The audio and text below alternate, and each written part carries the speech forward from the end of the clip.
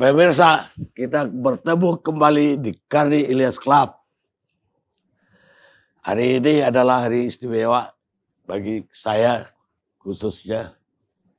Karena ini adalah pertemuan saya secara resmi berdua ya.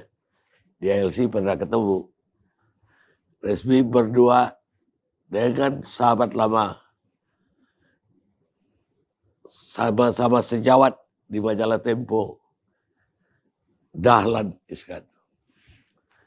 Kami satu angkatan di Tempo, satu angkatan, dan sempat bekerja sama ketika Jawa Pos didirikan oleh Dahlan, didirikan kembali karena dibeli dari pemilik lama. Sehingga hari ini saya dari rumah tadi di mobil, judulnya apa ya? Saya bilang ini yang paling pas judulnya. Reuni duo senior majalah Tempo. Dan hari ini kami akan berbincang-bincang tidak hanya tentang isu yang lagi hangat, tapi mungkin juga kami akan bernostalgia tentang 40 tahun yang lalu. Pemirsa, kita mulai acara kita. Saya tertarik kemarin ini, dan sebetulnya udah selama ini tertarik banget. Saya pikir Bung Dahlan itu udah akan istirahat setelah tidak lagi pegang Jawa Pos, tidak lagi jadi menteri, tidak lagi jadi dirut PLN. Beliau ini luar biasa multitalent, loncat dari jurnalis ke birokrat, kemudian jadi pengurus Persebaya, luar biasa. Saya sangat kagum sama beliau dari muda. Dan setelah tidak menjabat apa-apa, tiba-tiba muncul this way, DISW. Ini apa lagi? Tapi begitu dibaca, pemirsa layak subscribe. Dalam sekali dan investigasi yang sebenarnya yang kita lakukan dulu ketika masa-masa kita muda. Bung Dahlan belakangan ini ramai lagi karena tiba-tiba dia sangat perhatian dengan kejadian yang di Palembang. Ada sumbangan 2 triliun. Saya pun terpesona dengan 2 triliun disumbangkan oleh ahli waris siapa? Akiditio. Saya nggak bisa bayangkan duit 2 triliun, cara membawanya aja bagaimana. Itu kalau dibelanjakan 1 miliar sebulan pun sampai mati nggak habis. Kenapa Bung Dahlan tertarik dengan kasus itu? Dan saya ingin tahu apa hasil investigasi yang belum sempat disiarkan sampai hari ini. Ya Bung Karni, kita semua tahu waktu itu kita baca media bahwa ada orang menyumbang 2 triliun dan dia bukan siapa-siapa. Kita tidak pernah dengar namanya, tidak pernah dengar siapa dia, tiba-tiba menyumbang 2 triliun. Wartawan manapun akan tertarik. Orang yang sudah tidak jadi wartawan seperti kita juga tiba-tiba tertarik karena begitu fantastisnya. Dan kita lebih kecewa lagi setelah kita baca media, kok nggak ada ya yang mewawancarai orang yang menyumbang 2 triliun. Ini kan gila. Orang nyumbang 2 triliun nggak diwawancarai. Ini gila sekali. Padahal hari pertama itu aja, wartawan TV One, saya udah perintahkan investigasi. Oh, ada perintahkan? Datangi, tapi mungkin gagal di lapangan. Ya, saya juga, saya kan punya media di Palembang. Saya telepon wartawan kita di sana. Ini apa-apaan? Peristiwa begini besar tidak jadi berita yang bagus. Juga tidak berhasil. Sehingga saya merasa, sejak dulu kan kita begitu. Saya tahu Pak Karni ini, dulu kalau nguber sesuatu berita, ampun deh.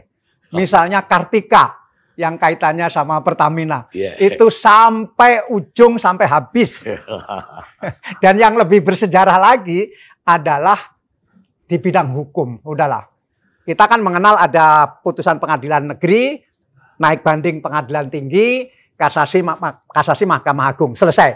Tapi gara-gara Pak Karni, ada sekarang namanya PK, peninjauan kembali. Itu karena investigasi Pak Karni bahwa ada orang yang dihukum seumur hidup, sudah menjalani 10 tahun, ternyata bukan orang itu yang membunuh. Nah, ini kalau nggak ada Pak Karni, kita nggak mengenal PK sekarang ini. Dan kita memang gatal tangan kalau ada peristiwa besar, tetapi kok berita yang ada di media cuma begini-begini. Jadi terus terang saya agak tersinggung waktu itu, dan ketersinggungan itu, saya sendiri mau turun, begitu. Itu aja. Hebat. Ya, kita tahu kemarin ternyata, ya mungkin gara-gara itu mungkin tidak, tapi semua orang, hampir semua beropini bahwa akibat kasus sumbangan 2 triliun yang bodong itu, Kapoldanya kemarin diganti oleh Kapolri. Jadi itu layak nggak Pak Karni? Untuk diganti?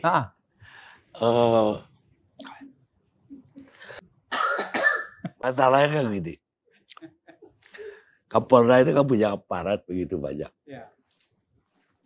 Ada aparatnya namanya Direktur Intel, aparat Direktur Reskrim, Lombok, iya itu dicek dulu. Kan dia gampang menginvestigasi. Dia bisa record, telepon orang, dia bisa checkpoint orang di mana. Kok nggak ada cek and recheck di situ. Di situ kesalahannya. Jadi bukan niat buruk, tapi dia mungkin berniat Tapi bukan baik. Kriminal kan ini kan? Bukan. Tapi bahwa diberhentikan, ya. Tentu diberhentikan dengan hormat kan ini kan? Nggak diganti, dimutasi. Ya, dimutasi. Jadi wajar. Wajar, kalau itu sih wajar. Harus diterima. Ya. Harus terima. Dan itu wewenang penuh dari Kapolri. Itu namanya nasib dalam kehidupan. Ya, itu. Niatnya baik, tidak berbuat salah, ya. tidak berbuat jahat, ya. Tapi ternyata salah. Jadi harus diterima. Kadang-kadang hidup begitu. Memang, sering hidup sebenarnya begitu. Ya. Walaupun banyak orang yang berbuat buruk, malah justru tidak selamat. Ya, itu garis tangan juga menentukan. Ya tadi pertanyaannya, dari investigasi itu apa yang sudah dapat yang tidak ada di this way tadi? Ya, yang tidak ada di this way adalah setiap kali anaknya Pak Aki Ditio ini, yang mereka panggil Ahong ini, itu dipanggil oleh polisi untuk diperiksa, dan setiap kali itu dia pingsan. Jadi nggak jadi diperiksa. Mungkin sampai hari ini belum jadi diperiksa, karena setiap mau diperiksa, dia pingsan. Begitu. Sampai Kapoldanya diganti, mungkin belum sempat diperiksa. Itu yang saya dengar dari investigasi saya yang belum ini saya pingsannya beneran atau pingsan pura-pura? Dipanggil. Enggak, dia dipanggil, tapi pingsannya ini. Tidak tahu. Wow, alam. Ya, dulu pernah terjadi, pemirsa, itu di Pengadilan Jakarta Pusat. Ada seorang pedagang besi bekas. Ya, kalau besi bekas pasti orang kampungnya Bung Dahlan di sekolah. Besi tua. Besi tua. Orang Madura. Itu membunuh istrinya yang Pragawati, sehingga menarik perhatian. Oh. Setiap dia sidang, itu dia berlagak gila. Oh. Dia bisa ketawa-ketawa, guling-guling di lantai, segala di sidang, di persidangan. Saya kok lupa ya, tahun berapa ya itu ya? Ya tahun itu, ya kita kan dulu jadi reporter tuh 70-an. 70-an ya. 80-an awal lah. Terus 80-an udah jadi Pemret. Pemret Jawa Pos, 82. Itu kejadiannya sekitar masa itu. Dan yang dibunuh itu Pragawati. Dan akibatnya diobservasi oleh si psikiater segala, dia itu gila. Gila sesaat gitu. Tapi ada wartawan yang rajin waktu itu. Saya lupa medianya. begitu terkenal, itu ikutin dia. Ternyata dari pengadilan itu dia bisa naik angkutan umum dengan gampang. Dia bisa pulang lagi ke rumahnya dengan aman. Jadi nggak gila. Jadi kalau pingsan lebih gampang ya? Pingsan lebih gampang daripada gila. Gila. Setiap sidang gila. Gila. Akhirnya dia dibebaskan. Setelah dibebaskan jadi pedagang lagi. Jadi, nah, yang juga belum saya tulis adalah bahwa sumber saya yang paling dekat dengan Herianti itu, yang saya bilang cantik sekali, kemudian saya ungkap siapa si cantik itu. Dia adalah bekas ratu kecantikan Indonesia, dan dia seorang dokter ahli kebidanan, seorang yang pandai menyanyi segala macam. Nah, ternyata akhirnya beliau ini mengadu ke polisi, mengadukan si Herianti atau Ahong itu, karena merasa ditipu, uangnya hampir 3 miliar tidak dikembalikan. Nah, saya tanya, Anda ini mengadu untuk apa? Saya bilang, Anda ini pilih uang Anda kembali atau pilih dia masuk penjara? Ya, dia bilang pilih uang saya kembali. Ngapain kamu mengadu? Dengan mengadu kan nanti uang kamu nggak bisa kembali. Ya, saya membantu polisi, Pak, supaya polisi bisa memperkarakan dia gitu. Nah, terus gimana? Nah, ini yang belum saya tulis. Kemarin tiba-tiba si Herianti itu menelepon si cantik ini. Tolong supaya laporannya dicabut. Nah, si cantik ini konsultasi dengan saya. Bagaimana Pak ini apa? Ya, pokoknya asal dibayar cabut aja. Itu kan bisa dicabut. Setiap waktu boleh dicabut kan Pak Karni? Iya, boleh. Setiap kali boleh cabut. Jadi ya begitu Anda dibayar ya cabut aja. Nah, tapi sampai sekarang juga belum dibayar, dan katanya 1-2 hari ini akan ada pertemuan untuk membicarakan pembayaran itu. Tetapi si cantik ini tetap tidak percaya kalau akan dibayar, karena bahwa akan dibayar minggu depan itu sudah sering sekali seperti itu. Tapi saya tertarik, Anda kenal si cantik ini di mana? Nggak tiba-tiba ada kepikiran menghubungi si cantik ini. Nah, tentu memang latar belakang saya sebagai pengusaha cukup membantu. Artinya saya kenal banyak pengusaha termasuk di Palembang. Saya tanya siapa Pak Akidi itu. Saya tahu latar belakang yang lebih banyak tentang Pak Akidi. Termasuk ada yang bilang bahwa Pak ini dia nggak mungkin punya uang 2 triliun. Dia ini punya utang 3 miliar, nggak bisa dibayar. Kepada siapa? Ada Pak. Aku tolong kepada siapa? Enggak Pak, aku nggak mau nyebut. Udahlah, ini untuk saya aja segala macam. Akhirnya dia menyebut itu. Tapi dia nggak punya nomor teleponnya, nggak punya alamatnya. Nah, itu yang saya berterima kasih kepada wartawan saya yang di sana. Tolong dicari ini. Nanti aku yang wawancara. Karena pasti dia nggak bisa wawancara karena ini kelas tinggi lah, katakanlah begitu. Nah, kemudian dia dapat nomor telepon. Kemudian saya telepon, ternyata bukan dia. Itu orang di pedalaman Ogan Komiring Ulu. Jauh banget. Pak, saya bukan, saya nggak ada hubungannya Pak. Loh, aku dapat telepon ini bukan Pak. Akhirnya wartawan tersebut saya bilang, ternyata telepon itu bukan telepon dia, telepon petani di pedalaman yang nggak tahu apa-apa. Kemudian dia cari-cari lagi, akhirnya dapat dan betul. Nah, tetapi gimana caranya agar dia mau saya wawancarai, meskipun tidak usah menyebut nama dan mau mengungkap siapa latar belakang dia. Kebetulan ternyata dia sudah tahu nama saya, dia sering baca tulisan saya, dia percaya, sehingga saya, ini pentingnya para wartawan dan pentingnya siapapun, reputasi itu penting. Ya. Sehingga ketika kita punya reputasi, orang percaya kepada kita. Kita harus dibangun. Begitu saya telepon, Bu, saya Dahlan Iskan, saya nggak perlu memperkenalkan, bekas menteri nggak perlu. Oh iya, tahu ya Pak. Karena dia respect kepada kita, maka ya dia langsung menerima telepon saya. Nah, situlah terbuka. Ya tentu dengan teknik-teknik wartawan, seperti juga bagaimana Pak Karni dulu mengungkap sampai Kartika bisa kebongkar kayak begitu. Ya kira-kira begitulah. Ya. Ada bujukan baut. Ya. Ah, yang saya belum jelas dari investigasi Mas Dahlan itu motivasinya si anaknya Akiditio ini apa sesungguhnya? Membohongi sekian banyak pejabat, gak hanya Kapolda loh. Ada gubernur, ada danrem, ada segala macam. Bahkan membohongi masyarakat Indonesia. Apa tujuannya? Itu perhatian saya, pasti Pak Karni, itu perhatian saya. Motif kan, ya, mencari motif kan. Dan siapapun kan tertarik kepada motif.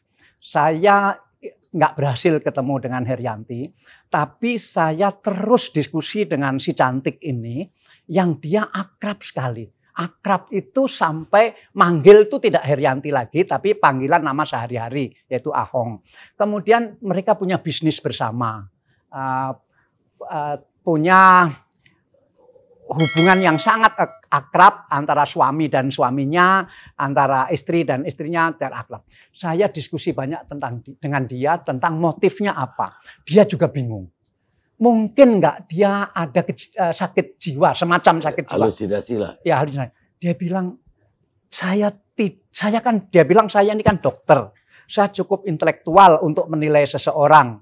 Saya punya banyak pasien, saya bisa menilai pasien. Saya tidak melihat sedikit pun dia punya kelainan jiwa. Itu menurut dia.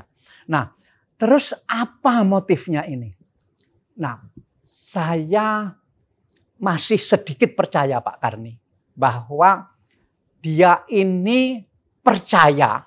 Jadi dia percaya dan saya agak percaya bahwa ayahnya itu punya uang di Singapura dan juga di Hong Kong yang jumlahnya 16 triliun. Dan ayahnya pernah berpesan nanti uang ini untuk pakai sebagian untuk sumbangan kepada orang miskin. Saya percaya, saya agak percaya itu, dan dia sangat percaya itu, begitu. Kemudian dia urus ke Singapura, berkali-kali dia ke Singapura, termasuk kenapa percaya, si cantik ini pernah diajak ke Singapura untuk mengurus itu, tetapi memang si cantik ini akhirnya mengatakan, saya tidak pernah ikut masuk bank, saya hanya mengantar sampai bank, sampai depan. Tapi juga yang belum pernah saya tulis adalah, si cantik ini pernah mengantar dia ke pengadilan. Di Singapura? Di Singapura. Berarti ini pernah berurusan sampai ke pengadilan. Nah, karena ini dokter, si cantik ini tentu masalah hukum dia tidak tertarik sama sekali, sehingga dia tidak tertarik untuk ikut mengetahui siapa pengacaranya di Singapura, pengadilan itu pengadilan yang mana. Kalau banknya dia tahu bank apa, dia tahu. Dan saya sudah teliti bank itu, dan memang betul-betul bank itu ada. Sekarang menjadi anak perusahaan bank yang lebih besar lagi, salah satu yang terbesar di Singapura, itu bank itu ada. Tapi apakah, pertanyaan kita sekarang, dan saya mungkin Pak Karni yang lebih berpengalaman di bidang hukum ikut menilai bagaimana ini. Apakah Herianti ini kena tipu di Singapura, bahwa dia menemukan pengacara yang kurang tepat, sehingga dia kecewa, dan menurut si cantik, dia memang ganti-ganti pengacara. Apakah setelah itu dia ganti lagi pengacara, kecewa lagi, ganti lagi pengacara, kecewa lagi, begitu. Nah, ini yang mestinya polisi yang bisa merekod ini. Jadi meskipun mungkin dia tidak bisa jadi tersangka, tolong please polisi memeriksa dia, pernah pakai pengacara siapa saja namanya, kemudian bank apa saja, pernah ke pengadilan apa saja. Seandainya pun ini nanti tetap tidak ada uangnya, tapi kita tahu bahwa ini ada ceritanya di balik itu. Sekarang wartawan atau kita, kalau nggak ketemu si Herianti kan nggak bisa mendapatkan ini. Tapi kalau polisi berhak kan mendapatkan ini. Dia bisa panggil. Berhak nggak? Berhak. Karena dia harus meneliti kebenaran ini benar nggak, walaupun tidak akan dilanjutkan. Iya. Artinya ini sebenarnya nggak bisa dengan mencabut pengaduan toh. Karena ini juga udah delik umum menyebarkan kabar bohong kan. Tapi kalau ini benar-benar ada barangnya tapi dia nggak bisa tarik, itu berarti dia tidak kabar bohong, kabar benar. Tapi dia gagal. Nggak berhasil. Cuma kalau saya jadi si cantik, saya akan pertama, saya minta lihat surat bukti bahwa dia ada uang di bank itu. Itu satu. Yang kedua, saya akan menelusuri sebetulnya Akiditio ini semasa hidup, benarkah dia punya pabrik kecap, kebun sawit, segala macam itu. Kalau itu benar, kemungkinan itu besar. Tapi kalau itu juga nggak benar, ya ini dagelan. Kalau tentang itu begini Pak Karni. Betul dia pengusaha, mungkin tidak besar-besar amat.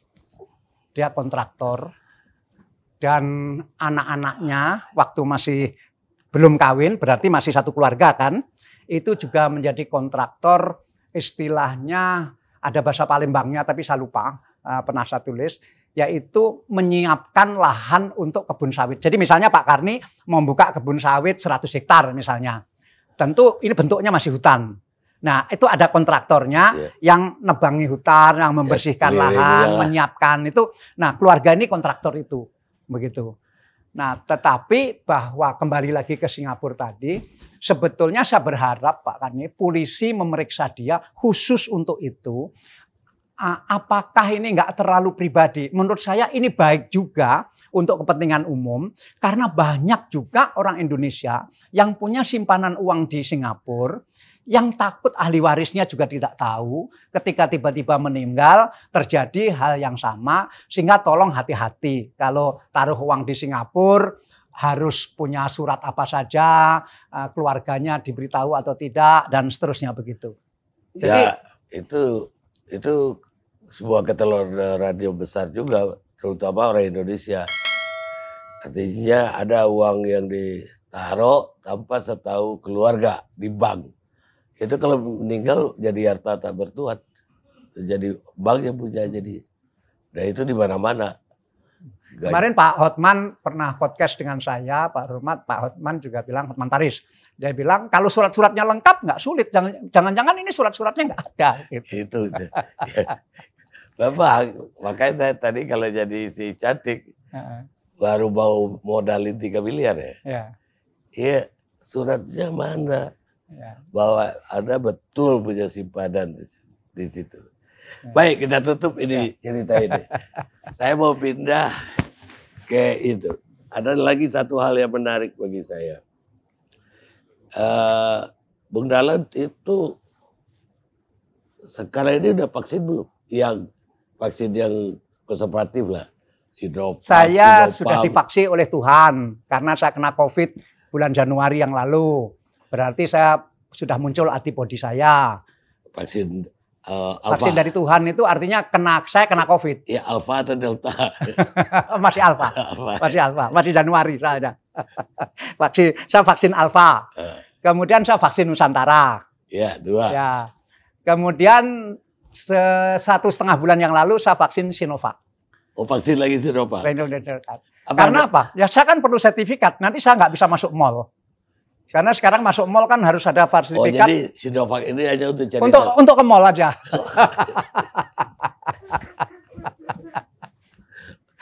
Tapi kan gratis juga. Enggak, secara nurani Anda udah yakin kalau dengan Nusantara tok?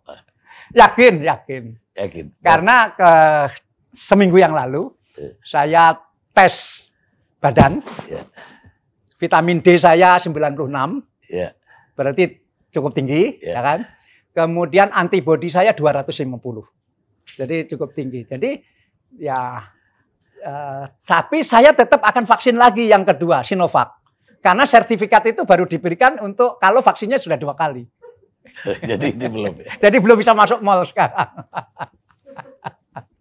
Tapi susahnya, kemarin saya dengar berita, betul atau tidaknya saya belum tahu, tapi meyakinkan bahwa Arab Saudi mengizinkan lagi umroh ya ke depan, asal sudah vaksinasi Pfizer.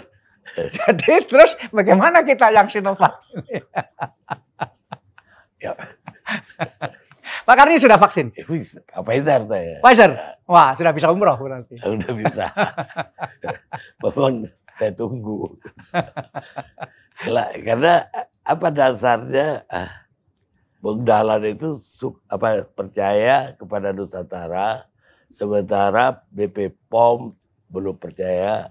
Walaupun saya udah diyakinkan sebenarnya oleh Ibu Fadilah, Siti Fadilah. Ya terus terang saya kan bukan dokter, saya juga bukan seorang ilmuwan. Saya hanya pakai logika-logika saja. Dan menurut logika saya itu masuk, ya sudah. Yang penting nomor satu bagi saya adalah ini bahaya atau tidak. Itu nomor satu. Nah, bahaya itu apa sih? Mati enggak kalau divaksin itu? Kalau soal mati, saya kan pernah mau mati. Jadi kan mati kan bisa kapan saja. Sehingga ketika saya tanya vaksin Nusantara itu membuat saya mati enggak? Oh, pasti tidak. Kenapa dasarnya? Dari darah sendiri kok. Gitu. Oh, logis. Jadi saya vaksin Nusantara karena tidak mati. Itu satu. Juga tidak sakit. Itu dua. Bahwa ada dampaknya bagus atau tidak, bagi saya nomor dua. Begitu. Dan kenapa nomor dua? Karena bagi saya yang penting adalah kemajuan ilmu pengetahuan. Begitu. Jadi saya sudah mentekadkan badan saya untuk kepentingan ilmu pengetahuan. Itu sejak saya transplant hati dulu, sejak kena kanker dulu, saya menekadkan badan saya untuk ilmu pengetahuan. Jadi kalau ada orang menemukan sesuatu untuk kepentingan kesehatan, sementara hal itu tidak membahayakan kesehatan, meskipun baik atau tidak kita belum tahu, maka vaksin aja saya. Supaya tahu ini baik atau tidak. Nah, kalau baik kan untuk kemanusiaan, yang penting tidak bahaya. Gitu. Jadi bukan gara-gara yang riset untuk Nusantara teman Anda, Dr. Terawan teman Anda, bukan karena itu. Oh, bukan karena itu, bukan karena itu. Baik. Nah, sekarang ini terpaksa durasi kita dibagi-bagi. Ada bagian aktivitio, bagian vaksin. Sekarang ekonomi. Ya. Karena beliau ini mantan Menteri Ekonomi kita, BUMN. Dan sebelumnya di RUT PLN. Ini luar biasa. Nggak tahu saya di mana dia belajar kelistrikan. Kita sekarang kan mengalami resesi ya. Walaupun katanya kuartal kemarin recovery 7%.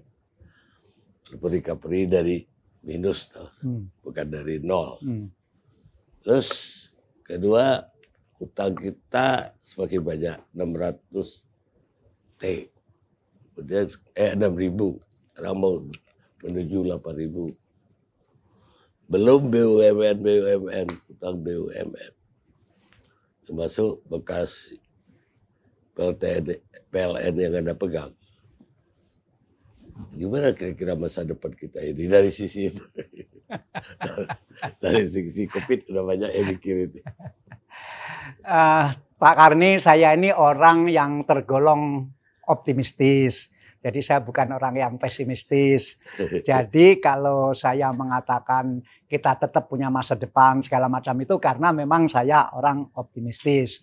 Memang sekarang gampang sekali untuk mengatakan ya ekonomi kita kurang baik kan karena ada COVID. Gampang sekali mengatakan itu. Padahal sebelum COVID juga sudah kurang baik. Begitu. Yeah. Nah, memang harapan kita satu-satunya kapan COVID ini selesai. Itu aja harapan kita satu-satunya. Karena sekarang misalnya ekspor kita memang bagus. Membaik ekspor kita. Kita surplus neraca perdagangan sekarang. Tetapi 2 minggu terakhir kita dihantam oleh krisis kapal dan krisis kontainer. Sekarang ini eksportir itu mengeluh sulit mendapat kapal. Nah ini kita baru akan senang kita sudah mulai surplus, kemudian eksportir sudah mulai dapat pasar, tiba-tiba dihantam dan ini belum pernah terjadi krisis seperti ini. Krisis kapal dan kontainer. Jadi misalnya begini, Pak Karni punya barang mau diekspor. Yeah. Kapalnya mana? Sulit dapat kapal. Kenapa? Nah, saya 2-3 hari ini terus mendiskusikan ini. Itu terutama karena Tiongkok itu ekonominya bangkit luar biasa belakangan ini. Dan ekspornya ke Amerika juga gila-gilaan. Nah, sehingga kontainer ini habis untuk transport barang-barang Tiongkok, Amerika, Tiongkok, Amerika. Akhirnya kontainer kesedot ke sana. Dan bukan hanya itu. Kapal-kapal besar sekarang ini semua lebih menguntungkan kalau dioperasikan antara pelabuhan-pelabuhan Tiongkok dan pelabuhan-pelabuhan Amerika. Sementara dalam 2 tahun terakhir, ini tidak satupun perusahaan kapal yang punya kapal baru. Tidak ada pesanan kapal baru. Sementara kapal-kapal lama, Pak Karni, sejak 2 tahun yang lalu sampai 6 bulan yang lalu, itu banyak sekali orang menjual kapal kepada tadi pedagang besi tua. Oh, itu digergaji. Digergaji. Karena apa? Harga besi tua lagi sangat tinggi. Jadi teman saya, teman baik sekali, punya kapal yang sangat bagus, masih beroperasi. Ya dia bisa jual, Pak. Oh, lebih menguntungkan saya jual itu daripada. Sehingga berpuluh-puluh kapal dalam 2 tahun terakhir ini dibesi tuakan. Sementara tidak ada kapal baru, sementara Tiongkok COVID-nya sudah selesai dan ekspor ke Amerikanya besar sekali, kesedot semua ke sana. Kita setengah mati sekarang ini. Kalau gitu orang Madura jadi orang kaya baru. Baik, rupanya beliau ini sangat optimis. Yang diharapkannya cuma tidak yang lain-lain. Dia tidak lari ke politik atau lari kemana. Tapi ngarapin COVID-nya selesai. Itu aja, sederhana. Walaupun tidak sederhana juga menyelesaikan COVID itu. Sekarang terakhir, saya ingin bernostalgia. Kami adalah angkatan yang sama ya. Di Tempo.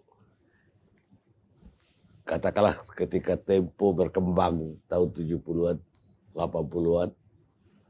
Itu kami di sana sebagai junior, ya, apalah reporter, tapi bukan junior juga, karena kita udah bekas wartawan lain masuk ke Tempo. Itu sekitar 40 tahun lalu dan satu ketika saya itu ditugaskan mendampingi Bung Dahlan ketika Jawa Pos baru dibeli. Dan Jawa Pos itu ketika itu baru 3.000 atau 5.000 oplahnya ketika saya sampai ke sana. Dan kita siang malam kerja di kantor Jawa Pos. Di mana tuh? Kebang Jepun. Kebang Jepun. Itu Spartan lah. Artinya ya nggak bermewah-mewah, nggak apa adanya. Dan itu dibangun dengan keringat. Dan maju pesat. 3 bulan oplahnya udah 70.000 kalau saya nggak salah. Dan itu baru saya diizinkan meninggalkan Surabaya. Tapi ada kesan saya sama Bung Dahlan yang luar biasa. Dia itu sama-sama saya sampai malam bikin berita, editorial segala macam. Merekrut orang. Karena orangnya harus kita ganti banyak. Terus saya pulang, mobilnya dikasih ke saya, mobilnya gaya juga itu saya di Surabaya, pakai Highlander, setir sendiri. Dia pulang ke rumah pakai mobil pickup koran, bawa apa, soft itu, layout ke percetakan. Dan pagi, jam 5 pagi, dia udah bangun lagi. Bukan mendistribusikan. Menjadi loper koran itu. Koran Jawa Pos itu dia sendiri yang membagi-bagikan ke rumah-rumah langganan. Sementara saya masih tidur di hotel. Baru ke kantor dia. Dan dia tidak protes. Jalan terus. Tapi begitulah kerja keras seorang Dahlan Iskan yang memang wartawan ulet. Dan kemudian ketika itu dia itu udah kena hepatitis B. Karena saya satu angkatan dengan dia, saya enak aja waktu itu karena kita masih sama-sama muda ya, 40 tahun lalu umur kita belum 30. Lalu sekarang 40 udah kena hepatitis.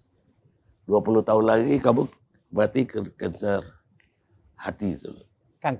Kanker hati.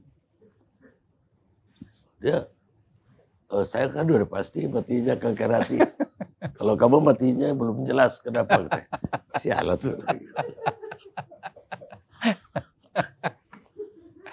Tapi setelah saya tinggalkan itu, perkembangan Jawa Pos saya tinggalkan Surabaya itu luar biasa.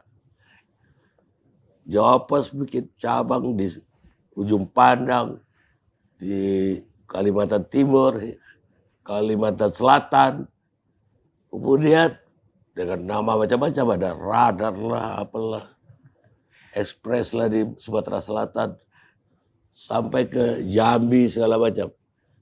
Jadi waktu itu saya tahu persis orang sakit liver ini, hari ini ada di Surabaya, besok ada di ujung Pandang, lusa ada di Manado, habis itu di Kaltim, dan habis itu dia hari berikutnya dia ada Sumatera, balik lagi hari Minggu mungkin sampai di Jakarta karena dia punya di Jakarta? Rakyat Merdeka. Rakyat Merdeka yang lama apa? Merdeka. Yang pakai pos juga ada kan? Jawa Pos Jakarta. Indopos. Saya nggak tahu berapa banyak dia membuat gurita media waktu itu. Dan besoknya lagi, jadi dia sehari-hari aja di setiap kota tersebut. Sampai dia akhirnya harus dioperasi, diganti livernya dengan yang baru. Dan itu hebat lagi. Saya dengar ini, walaupun saya belum konfirmasi. Dia ke Cina itu berapa bulan sebelum operasi? 4 bulan. 4 bulan. Mau ngapain? Belajar bahasa Cina dulu. Jadi supaya dia bisa komunikasi sama dokter-dokter Cina. Jadi sekarang ini bahasa Cinanya kayaknya lebih lancar dibanding orang Singkawang atau orang Pontianak. Yang bahasanya aja satu dialek, jalan banyak dialek. Jadi pemirsa, dulu kami itu banyak yang iri, bukan kami, saya nggak ikut iri karena saya tahu persis sama Bung Dahlan Iskan, karena dia majunya cepat sekali dan orang-orang di Tempo waktu itu ya masih biasa-biasa saja. Tapi dia nggak tahu apa yang dikerjakan Dahlan. Sehingga dia iri. Itulah bagaimana sebetulnya kunci sukses di dunia ini. Anda tidak boleh berpangku tangan. Anda harus lebih rajin dari semua orang. Anda juga harus lebih pintar dari banyak orang. Itu kesan saya tentang dia. Terima kasih. Bung Dahlan punya kesan apa tentang saya?